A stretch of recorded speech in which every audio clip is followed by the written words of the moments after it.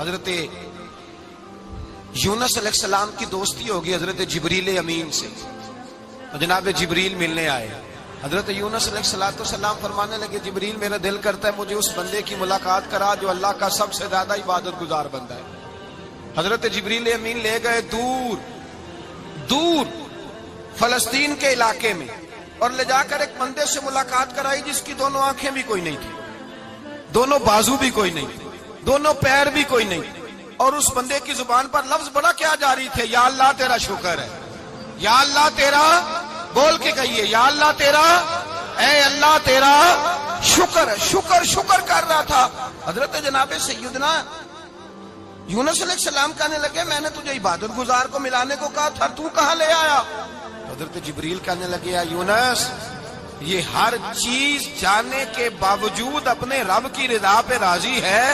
اس وقت دنیا میں نبیوں کے بعد جس سے اللہ سب سے زیادہ پیار کر رہا ہے وہ یہی بندہ ہے، یہ اپنے رب کی رضا پہ راضی ہے۔ اے تن میرا کنگھی ہووے تے میں زلف سجن دی واواں، تے پوش میرے دی جتی بن جائے تے میں یار دی قدمی آواں، مارو مارو مینو مار مکاؤ کوئی عذر نہ پیش لے آواں، تے جے سونا ہی میرے دکھ وچ راضی، جے سونا ہی میرے دکھ وچ راضی، جے سونا ہی میرے دکھ وچ راضی تے میں سکھ نو چلے ڈاواں۔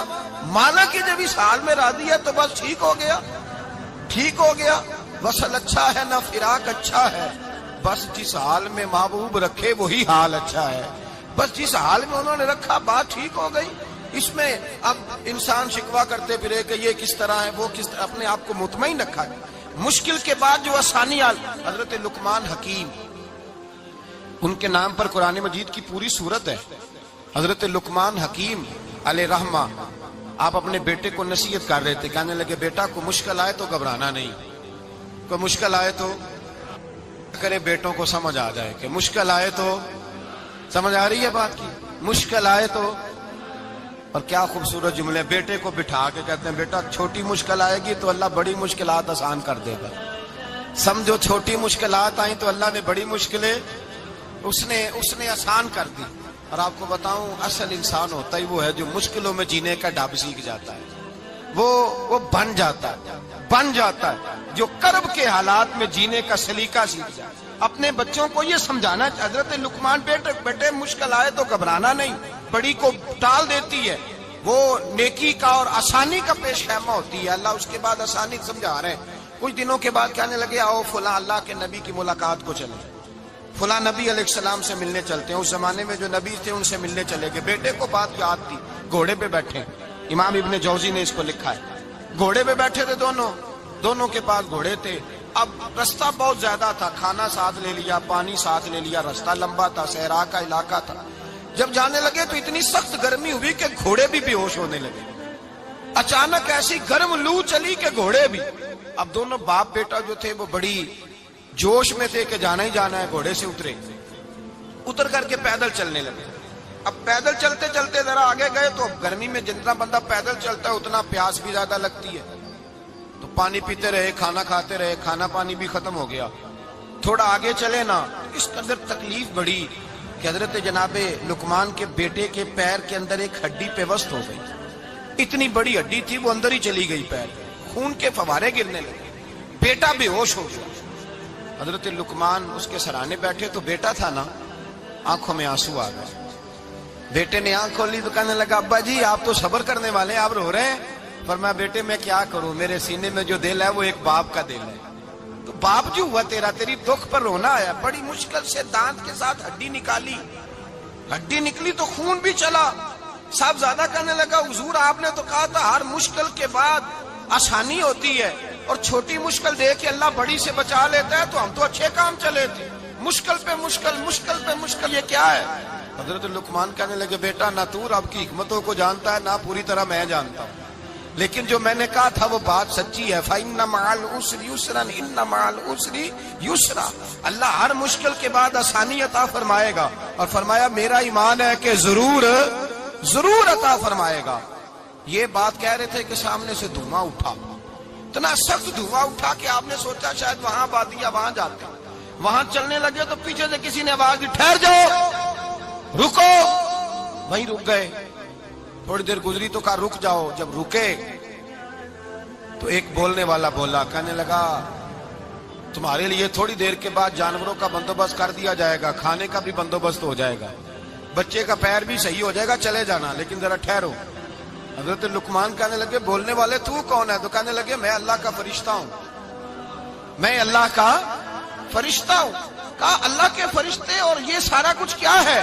तो फरिश्ता कहने लगा असल बात यह है कि सामने बस्ती पर मुझे अजाब नाज़िल करने का हुक्म मिला था, आप बड़ी तेजी से आ रहे थे, मैंने रब से दुआ की कि अल्लाह इस बाप बेटे की गलती कोई नहीं, मेहरबानी फरमा। रब ने पहले आपको सहरा में उलझाया, फिर मेरी दुआ की बरकत से आपके घोड़े ठहर गए, फिर मेरी दुआ की बरकत से आपका पानी खत्म हुआ, फिर मेरी दुआ की बरकत से आपके बेटे को जख्म आया, फिर मेरी दुआ की बरकत से सामने से धुआं उठा। फरमाया ये जो तुम्हें मुश्किल पे मुश्किल आ रही थी, ये तो मेरा रब तुम्हें अजाब से बचाना चाह रहा था। ये जो तुम्हें मुश्किल पर मुश्किल आ रही थी तो मेरा मालिक तुम्हें अजाब से बचा रहा था, तुम समझ नहीं रहे थे।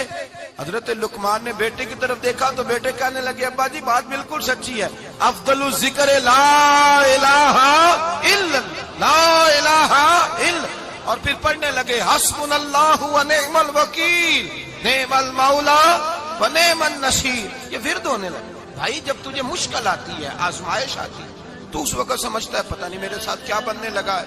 अल्लाह तबारक व तआला छोटी मुश्किल दे के तुझे बड़ी से महफूज रखता है, छोटी बीमारी दे के तुझे बड़ी से महफूज रखता है। बल्कि मैं एक दफा एक तकलीफ में, एक आजमाइश में मुब्तला हो गया, तो मैंने अपने हजरत से कहा कि हुजूर सारे दुख इकट्ठे ही आ गए, क्या किया जाए? तो आप फरमाने लगे बड़े खुश नसीब हो, जवानी में अल्लाह ने दुख दे दिए, बुढ़ापे में आए तो बर्दाश्त नहीं होते, ये तो बड़े वक्त पे आ गए, शुक्र अदा करना चाहिए, उस जमाने में बर्दाश्त नहीं होते, अब आसानी है, इनको बर्दाश्त करो, हिम्मत करो। मेरे भाई याद रखें, आजमाइशें तकलीफें आपको बड़ा करने के लिए आती हैं। हम आजमाइश को बुरा जानते हैं, दुख को बुरा जानते हैं, दुख तो बड़े प्यारे होते हैं, ये रोने का सलीका सिखाते हैं, ये अल्लाह को मनाने का तरीका सिखाते हैं, ये मस्जिद में जाने का। वो जो सुखी बंदा है ना, सुखी, मुझे एक साहब कहने लगे दो किस्म के लोग मदीने से आते, मदीना शरीफ पूछने लगे, कहने लगे हजरत जी दो किस्म के बंदे हैं, कुछ वापस जाते हुए तड़प रहे हैं, कुछ तस्वीरें खींच रहे हैं रुखसती के वक्त, फर्क क्या है?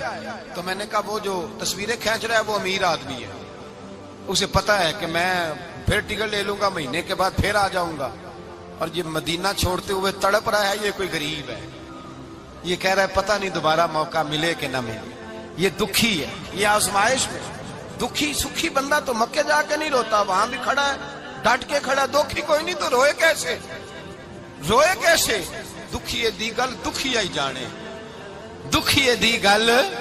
ओ क्या खूबसूरत लफ्ज है मियां साहब की, और लफ्जों में हुसन देखे कहने लगे दुखिए दी गल ये दुखिया ही जाने, ते सुखिए नू की खबरा, ते यार जिन्हां दे मौत ने मारे रोंदे नहीं तक तक कबरा। ये मुश्किल मरहला होता है, जब इंसान तकलीफ में होता है फिर उसे एहसास होता है, और तकलीफ वाले को ही तकलीफ वाले की तकलीफ का एहसास होता है। जब आपको अल्लाह मुश्किल देता है तो समझ ले रब आसानी देना चाह रहा है, जब तेज धूप आती है तो समझ ले अल्लाह गर्म हवा गुजार के ठंडी बारिश बरसाना चाह रहा है, और जब चारों तरफ से घुटन हो, पंजाबी में कहते हैं गुम्मा लग जाए, तो फिर सारे बोल के कहते हैं अब जो तूफान आएगा वो सख्त ही आएगा, इसलिए कि घुटन जितनी ज्यादा होती है फिर फजल भी उतना। हजरत नूह अलैहिस्सलाम की कौम को हजरत नूह अलैहिस्सलाम ने 1500 साल समझाया है, 15, कुछ लोगों ने 950 साल लिखा है ना, आला हजरत ने लिखा है 1500 साल उम्र हुई हजरत नूह अलैहिस्सलाम। अल्लाह ताला बंदे को जल्दी सजा नहीं देता, बल्कि कुरान मजीद में एक जगह रब करीम इस तरह भी फरमाता है कि जब बंदे मुझे भूल जाते हैं तो मैं उनके लिए नेमतों के दरवाजे खोल देता हूं। बंदा समझता है कि मैं कुछ तो है ना कि मेरे अंदर, कि मैं जिधर जाता हूं खैर ही खैर हो जाती है, वो समझता है कि मेरी अकल है, हालांकि अल्लाह उसे ढील देता है, अल्लाह उसे ढील देता है। गुनाहों की सजा के 3 तरीके, एक है मुतनब्बे करना, तंबीह करता है अल्लाह, बंदा मुतनब्बे हो जाता है, ये अल्लाह का बहुत बड़ा एहसान होता है। एक होता है मोहलत देना, और एक तीसरा होता है अल्लाह खुफिया तदबीर करता है। थोड़ा सा समझिएगा, इंसान पर कोई आजमाइश आई, फौरन اس کی چھٹی اس نے کہا کہ وہ فلان جگہ غلطی کی تھی تب ایسا ہوا ہے. ہوتا ہے نا کئی دفعہ آواز آتی ہے نا اندر سے، چلیں بول دیں کچھ نہیں ہوتا آپ کو. اللہ جانتا ہے یہاں کوئی کچھ نہیں کہے گا آپ کو. اور ہماری تو ویڈیو بھی نہیں گھومتی، یعنی خبر بھی نہیں ہو کہ کس نے ہاں کر دی کس نے نہ کر دی. آپ بغیر ٹینشن کے بات چیت کریں، آج کچھ نہیں ہوتا ہے انشاءاللہ تعالی. آتی ہے اندر سے آواز. میں آپ سے اس لیے ان چیزوں کی تصدیق کراتا ہوں کہ باقیوں کو بھی آتی ہے کہ نہیں، اس لیے تصدیق. کبھی کوئی کسی جگہ انسان پریشان ہوتا ہے تو محسوس کرتا ہے کہ وہاں مجھ سے ہوتا ہے نا جی. جس کو یہ نصیب ہو جائے بڑا خوش نصیب آدمی ہے. حضرت مولا علی فرماتے ہیں اگر تجھے دنیا میں سزا مل گئی تو بچ گیا ہے، سمجھ پھر اللہ کرم کرے گا، آخرت میں سزا نہیں دے گا. اور یہ یاد رکھ لے، وما اصابکم من مصیبت فبما کسبت ایدیکم ویعفو عن کثیر. اللہ فرماتا ہے دنیا میں تجھے جو بھی تکلیف پہنچتی ہے وہ تیرے ہاتھوں کے کرتوتوں کی وجہ سے پہنچتی. ویعفو عن کثیر، فرمایا کثیر گناہ تو میں ویسے ہی معاف کر دیتا ہوں. یہ جو تیری زندگی میں دکھ ہے نا، یہ بھی میری قلیل سزائیں ہیں. یہ کثیر پر سزا، یہ قلیل ہے قلیل. یہ جو تمہاری زندگی میں تکلیفیں انسان کو سزا ملتی. حضرت فضیل بن عیاض رحمۃ اللہ تعالی علیہ گھوڑے پہ بیٹھے تھے، گھوڑا شرارت کرنے لگ گیا، اچھلنے لگ گیا، کودنے لگ گیا. تو حضرت فضیل بن عیاض نیچے اترے، ایک کونے میں جا کے نماز کی نیت باندھ لی، 2 رکعت نماز پڑھی، پھر دیر تک استغفار پڑھتے رہے، روتے رہے، دعا کرتے رہے. واپس آئے، خادم عرض کرنے لگے حضور سمجھ نہیں آئی، گھوڑے نے تھوڑی سی شرارت کی، وہ بدکا ہے، آپ نے اس کو چھوڑا ہے اور چھوڑ کر کے آپ نماز میں لگ گئے. تو حضرت فضیل بن عیاض فرمانے لگے جب بندہ اللہ کی نافرمانی کرتا ہے نا تو جو چیزیں اس کی فرما بردار ہوتی ہیں وہ اس کی نافرمانی کرنے لگ جاتی. تو مجھے محسوس ہوا تھا کہ میں نے کہیں اللہ کی نافرمانی کی ہے، اس لیے ایسا ہوا ہے کہ میرے گھوڑے نے میری، تو میں توبہ کرنے لگا ہوں. اور اب دیکھتا ہوں بیٹھ کے بھلا کیا ہوتا ہے. میں نے سچی توبہ، حالانکہ مجھے یاد نہیں کہ میں کہاں بولا، پر کھری اور سچی توبہ کی. دوبارہ گھوڑے پہ بیٹھے تو گھوڑا بالکل صحیح ہو کے ساتھ چلنے لگ گیا.